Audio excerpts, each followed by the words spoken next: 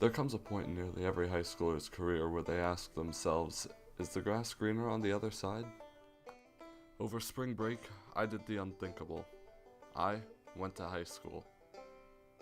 With a little more than 2,000 miles between it and Talawanda and a graduating class of roughly 400 students, it's safe to say Mount Spokane is a little different from what we're used to here at Talawanda.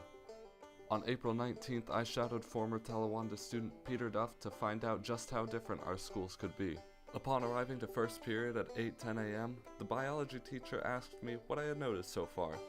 The class gasped in unison when I said, "We start at 7:15. And since there are only 6 periods in the day, they still get out at 2:35 p.m.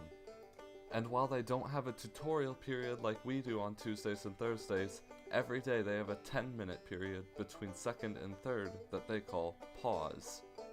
Some other differences that students may enjoy include more time between classes, more lenient dress code, and more frequent field trips.